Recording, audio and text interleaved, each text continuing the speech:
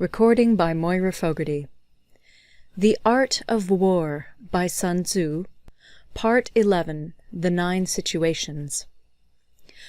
Sun Tzu said, "The art of war recognizes 9 varieties of ground. 1. Dispersive ground. 2. Facile ground. 3. Contentious ground. 4. Open ground. 5. Ground of intersecting highways. 6. Serious ground. 7. Difficult ground. 8. Hemmed-in ground. 9. Desperate ground. When a chieftain is fighting in his own territory, it is dispersive ground. When he has penetrated into hostile territory, but to no great distance, it is facile ground. Ground the possession of which imports great advantage to either side is contentious ground. Ground on which each side has liberty of movement is open ground. Ground which forms the key to 3 contiguous states, so that he who occupies it first has most of the empire at his command, is a ground of intersecting highways. When an army has penetrated into the heart of a hostile country, leaving a number of fortified cities in its rear, it is serious ground. Mountain forests, rugged steeps, marshes, and fens, all country that is hard to traverse, this is difficult ground. Ground which is reached through narrow gorges, and from which we can only retire by tortuous paths, so that a small number of the enemy would suffice to crush a large body of our men, this is hemmed-in ground. Ground on which we can only be saved from destruction by fighting without delay is desperate ground. On dispersive ground, therefore, fight not. On facile ground, halt not. On contentious ground, attack not. On open ground, do not try to block the enemy's way. On the ground of intersecting highways, join hands with your allies. On serious ground, gather in plunder. In difficult ground, keep steadily on the march. On hemmed-in ground, resort to stratagem. On desperate ground, fight.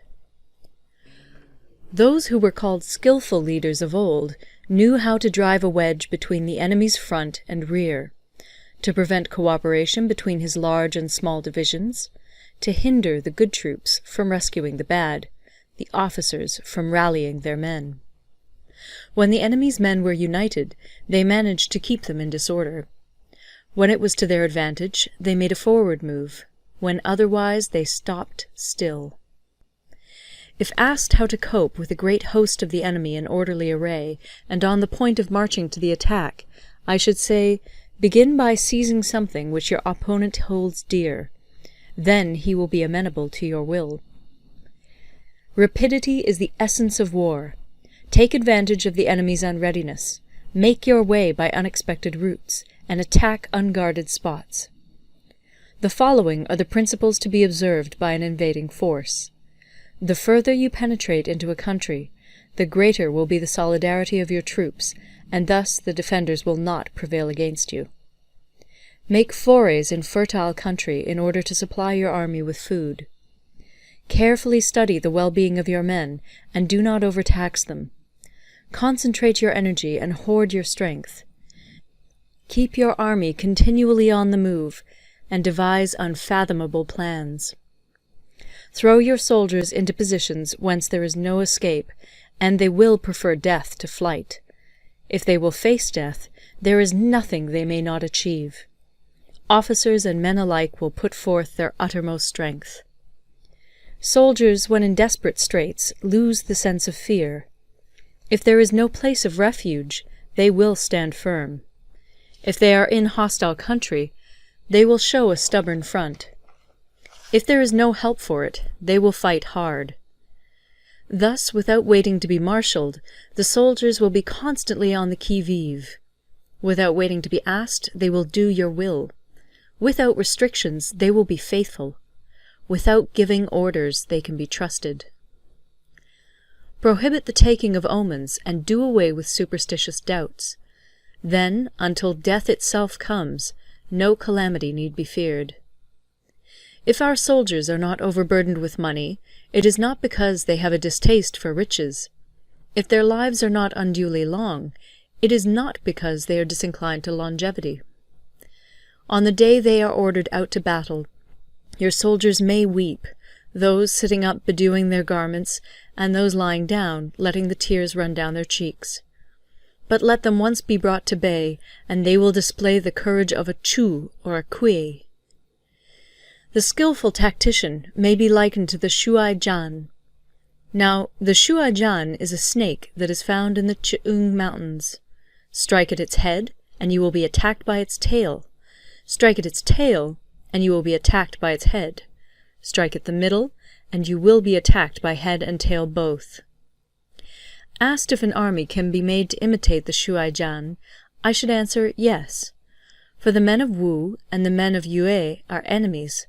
Yet if they are crossing a river in the same boat and are caught by a storm, they will come to each other's assistance, just as the left hand helps the right. Hence it is not enough to put one's trust in the tethering of horses and the burying of chariot wheels in the ground. The principle on which to manage an army is to set up one standard of courage, which all must reach. How to make the best of both strong and weak, that is a question involving the proper use of ground.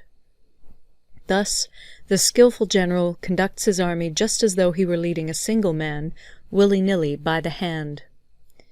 It is the business of a general to be quiet, and thus ensure secrecy, upright and just, and thus maintain order. He must be able to mystify his officers and men by false reports and appearances, and thus keep them in total ignorance. By altering his arrangements and changing his plans, he keeps the enemy without definite knowledge. By shifting his camp and taking circuitous routes, he prevents the enemy from anticipating his purpose. At the critical moment, the leader of an army acts like one who has climbed up a height and then kicks away the ladder behind him. He carries his men deep into hostile territory before he shows his hand. He burns his boats and breaks his cooking pots. Like a shepherd driving a flock of sheep, he drives his men this way and that, and nothing knows whither he is going. To muster his host and bring it into danger, this may be termed the business of the general. The different measures suited to the 9 varieties of ground, the expediency of aggressive or defensive tactics, and the fundamental laws of human nature, these are things that must most certainly be studied. When invading hostile territory, the general principle is that penetrating deeply brings cohesion. Penetrating but a short way means dispersion. When you leave your own country behind and take your army across neighborhood territory, you find yourself on critical ground. When there are means of communication on all 4 sides, the ground is one of intersecting highways. When you penetrate deeply into a country, it is serious ground. When you penetrate but a little way, it is facile ground. When you have the enemy's strongholds on your rear and narrow passes in front, it is hemmed-in ground. When there is no place of refuge at all, it is desperate ground. Therefore, on dispersive ground I would inspire my men with unity of purpose. On facile ground, I would see that there is close connection between all parts of my army. On contentious ground, I would hurry up my rear. On open ground, I would keep a vigilant eye on my defenses. On ground of intersecting highways, I would consolidate my alliances. On serious ground, I would try to ensure a continuous stream of supplies. On difficult ground, I would keep pushing on along the road. On hemmed-in ground, I would block any way of retreat. On desperate ground, I would proclaim to my soldiers the hopelessness of saving their lives. For it is the soldier's disposition to offer an obstinate resistance when surrounded, to fight hard when he cannot help himself, and to obey promptly when he has fallen into danger. We cannot enter into alliance with neighbouring princes until we are acquainted with their designs. We are not fit to lead an army on the march unless we are familiar with the face of the country, its mountains and forests, its pitfalls and precipices, its marshes and swamps. We shall be unable to turn natural advantages to account unless we make use of local guides. To be ignored of any one of the following 4 or 5 principles does not befit a warlike prince. When a warlike prince attacks a powerful state, his generalship shows itself in preventing the concentration of the enemy's forces. He overawes his opponents, and their allies are prevented from joining against him. Hence he does not strive to ally himself with all and sundry, nor does he foster the power of other states. He carries out his own secret designs, keeping his antagonists in awe. Thus he is able to capture their cities and overthrow their kingdoms. Bestow rewards without regard to rule, issue orders without regard to previous arrangements, and you will be able to handle a whole army as though you had to do with but a single man. Confront your soldiers with the deed itself. Never let them know your design. When the outlook is bright, bring it before their eyes, but tell them nothing when the situation is gloomy. Place your army in deadly peril, and it will survive. Plunge it into desperate straits, and it will come off in safety. For it is precisely when a force has fallen into harm's way that it is capable of striking a blow for victory. Success in warfare is gained by carefully accommodating ourselves to the enemy's purpose. By persistently hanging on the enemy's flank, we shall succeed in the long run in killing the commander-in-chief. This is called ability to accomplish a thing by sheer cunning. On the day that you take up your command, block the frontier passes, destroy the official tallies, and stop the passage of all emissaries.